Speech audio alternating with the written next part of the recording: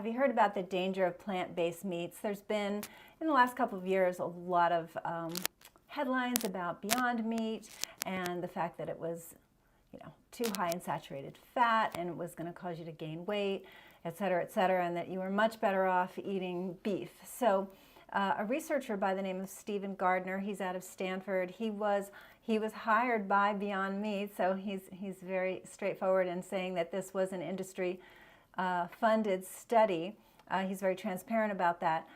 But first of all, most studies are industry funded.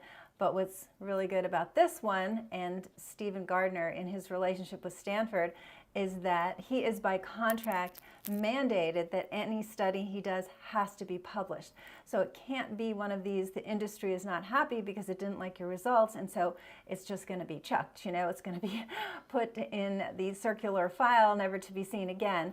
And if you're not aware of this, this is a huge problem that we have with the pharmaceutical industry and their studies, is that they'll just keep doing studies until they've manipulated the data to what they want to show, and any study that doesn't show that is just thrown out. So and this is why we then later on find all these terrible things about drugs that weren't there in the study that was published, but was found out in the studies that were not published. So anyway, Stephen Gardner, very transparent about the fact that he was hired to do this study. It was the type of study apparently he specializes in, and he said that there were 7 prior studies where he was paid to do the study, and they showed poor results, meaning the industry that paid the money was not happy with the outcome, but they were still published because that is his contract. Okay, so here's the study. It was 36 individuals. They were meat eaters because they figured having people eat beef who were vegan probably wasn't going to fly. So these are people that were meat eaters anyway, and they got 8 weeks of Beyond Meat and they got 8 weeks of beef, and the order of it was not the same. So like half saw the Beyond Meat first in their diet, and the second beef was second, and then vice versa. So it was randomized is the word I was looking for. So they were eating ground beef, and they were eating 2 servings a day. So they decided that was a robust enough amount of whether it was the Beyond Meat ground meat or beef ground meat. And when it came to the beef, they really went all out with organic, grass-fed, what was the other word? Regenerative beef. So they got the best of the best ground beef. So they couldn't come back and say, well, it wasn't the best quality. So it was very, very good quality. And the results were as follows. As far as, so Beyond Meat is kind of chastised for having coconut oil, which is a saturated fat, and it is a saturated fat. But when you compare it to the saturated fat in beef, there was less. So there was less saturated fat that the people were consuming with the Beyond Meat. Sodium is another thing that the Beyond Meat was talked about as far as having too much. But what they found when they analyzed what the people ate was that the sodium ended up being the same because people salted their meat before they cooked their burger. So that was interesting. Calories were the same. Fiber was definitely higher in the Beyond Meat because it's a plant-based product, and that really is the problem with animal protein, is that there's 0 fiber, and most Americans get like 2% of what they really need, or 7%. Sorry, I haven't said that stat in a while, but I think 93% of Americans don't get enough fiber. So a huge percentage of us, and that's healthy for our gut microbiome, protective of your colon, etc. So the fact that the Beyond Meat had fiber was good. It was higher in antioxidants, higher in complex carbohydrates, and then the protein. So the protein was the same. So the amount of protein being consumed was identical. Then we got into cholesterol. So the bad cholesterol, considered the low density lipoproteins, that was less in the Beyond Meat than it was in the beef. The blood pressure of the individuals in the study stayed the same, and their weight actually went down a little bit with the Beyond Meat as compared to the beef. So the other thing that was coming out about Beyond Meat was that, oh, it's high in saturated fat and it's high in salt and you're going to gain weight. And that just wasn't demonstrated in this study. And let me interject for a moment, because some of you don't listen to the whole video, is I'm not a proponent of living on Beyond Meat. I'm not saying that. But occasionally if you miss a burger, or I occasionally miss sausages because I'm Italian and I kind of like to make my my bonza pasta, which is made from chickpeas and very high in protein, and I just miss sausage. So the Beyond Meat has sausage that tastes like sausage, and I'm definitely not interested in what real meat sausage contains, because we can talk about that another time. So I'm not saying, oh, Beyond Meat's better than lentils or organic soy or anything like that. We're just comparing, if you're making a choice between beef and some of these plant-based meats, is it really a bad idea to do the plant-based meat or not? Okay, so that's what the study was about.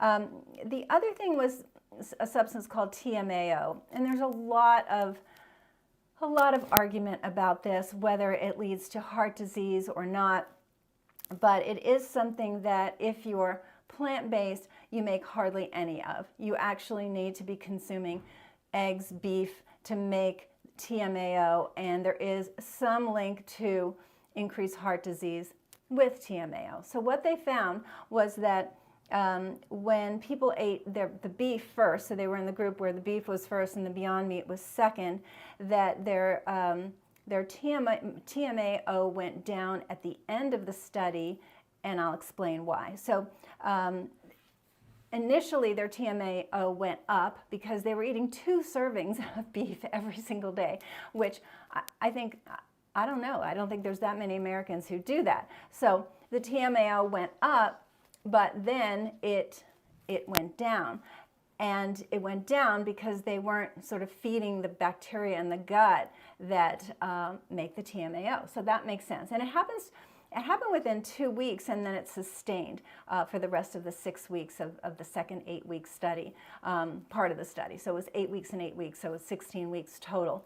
What was interesting, though, was that if they ate the Beyond Meat for the first 8 weeks and then the beef, they didn't see the TMAO go up. It went down a bit because they weren't eating the beef, and then the second 8 weeks of eating the beef, they didn't see the rise.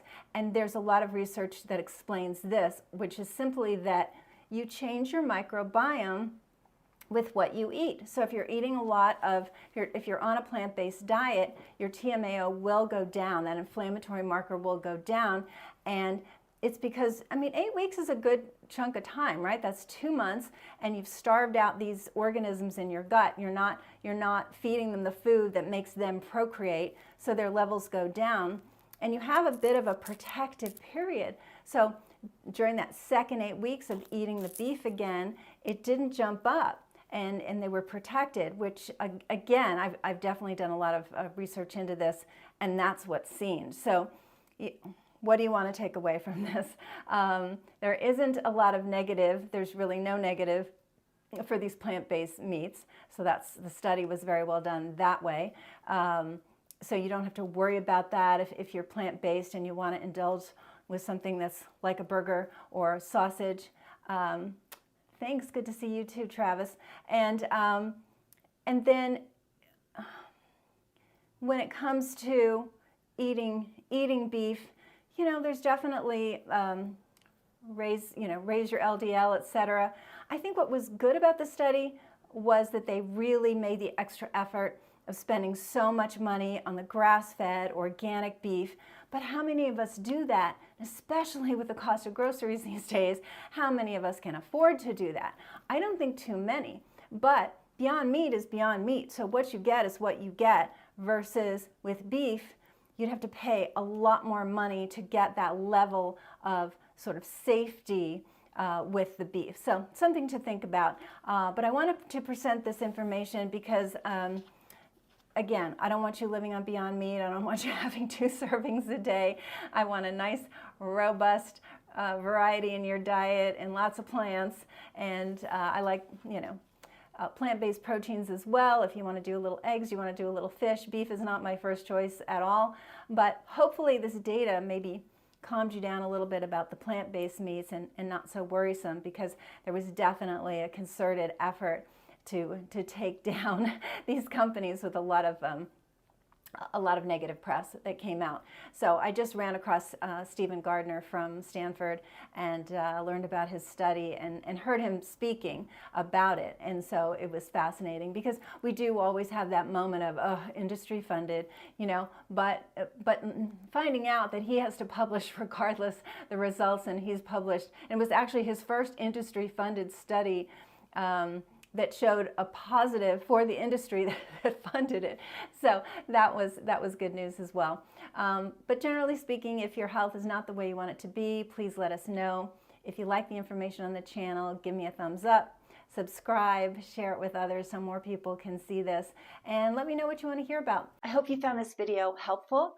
If you want more on this topic and others, click here.